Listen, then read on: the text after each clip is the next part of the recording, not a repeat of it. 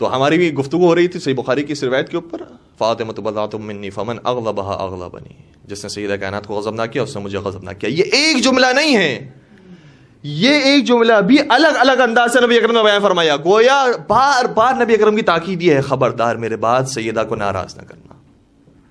کہیں پر فرمایا فمن غاضاها فقد غازانی، جس نے سیدہ کو غیظ میں مبتلا کیا اس نے مجھے غیظ میں مبتلا کیا.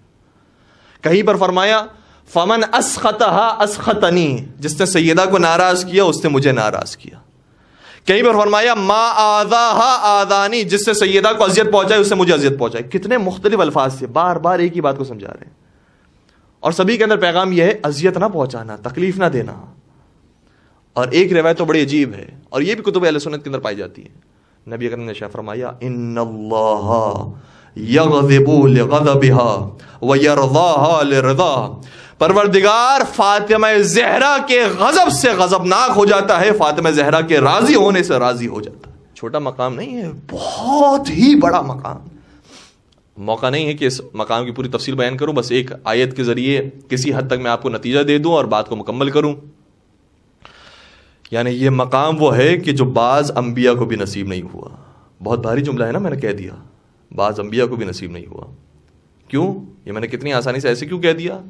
نماز غفیلہ کے اندر آپ ایک آیت پڑھتے ہیں، میرے ساتھ دیجیے گا، بسم اللہ الرحمن الرحیم. وَظَنُّونِ إِذْ ذَهَبَ مُغَاضِبًا أَن لَّن نَّقْدِرَ عَلَيْهِ فَنَادَىٰ فِي الظُّلُمَاتِ أَن لَّا إِلَٰهَ إِلَّا أَنتَ سُبْحَانَكَ إِنِّي كُنتُ مِنَ الظَّالِمِينَ. یہ جو آیت ہے ایک نبی کا واقعہ ہے، نام ذکر نہیں ہوا لیکن سب جانتے ہیں کہ حضرت یونس علیہ السلام کا واقعہ. وَظَنُّونِ، اور اس وقت کو یاد کرو کہ جب، اب عجیب بات ہے، قرآن کریم نے کس انداز سے مخاطب کیا ہے اس نبی کو. معصوم ہیں، نبی پروردگار ہیں، بھیجے ہوئے نمائندے ہیں، لیکن اس کے باوجود پروردگار کوئی کسی سے تکلف نہیں ہے، جس نے جو کیا ہے اس حوالے سے بیان کر دیا. وَظَنُّونِ، اور اس مچھلی والے کو یاد کرو. کیسا انداز ہے نبی خدا کو مخاطب کرنے کا، بیان کرنے کا. لیکن قرآن کریم نے جیسی بات تھی ویسے بیان کی. وہ شکم ماہی میں چلے جانے والے کو جو مچھلی کے پیٹ میں چلا گیا، اس نبی کو یاد کرو. وَظَنُّونِ إِذْ ذَهَبَ مُغَاضِبًا، جب وہ اپنی قوم کو غضبناک حالت میں چھوڑ کر چلا گیا.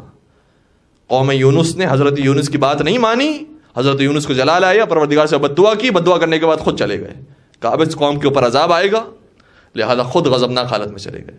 لیکن جب غضب کی حالت میں خود چلے گئے تو ایک عالم تھا جس نے قوم سے کہا ابھی عذاب آنے والا ہے اور اس عذاب سے بچنے کا صرف ایک راستہ ہے کہ پروردگار سے توبہ کرو، سچی توبہ مانگو. اگر تم نے توبہ کر لی پروردگار تمہاری توبہ کو قبول کرنے والا ہے. حضرت یونس تو بد دعا کر کے چلے گئے تھے، لیکن اس عالم نے رہنمائی کرنے کی وجہ سے اس قوم کو عذاب سے بچا لیا. پوری قوم پر سے عذاب کو پروردگار نے اٹھا لیا. لیکن یہ جو بد دعا کر کے گئے تھے، جیسے ہی کشتی میں سوار ہوئے ایک واقعہ پیش آیا جس کے بعد انہیں کشتی سے نیچے ڈال دیا گیا اور مچھلی کے پیٹ میں چلے گئے. حضرت یونس سمجھ گئے پروردگار مجھ سے ترک اولا ہو گیا، میں نے اپنے قوم کو چھوڑ دیا، بس بد دعا کر کے میں چلا گیا.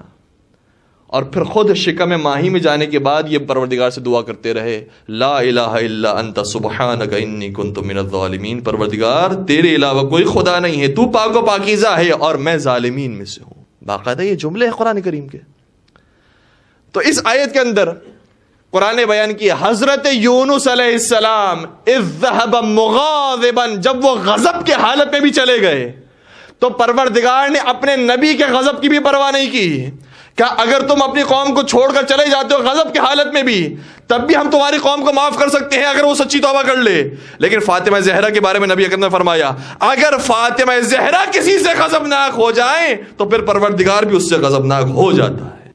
نبی خدا غضبناک ہو تو ممکن ہے کہ خدا معاف کر دے. سیدہ اگر غضبناک ہو جائے تو پھر رسول اکرم نے فرمایا پھر پروردگار غضبناک ہو جائے.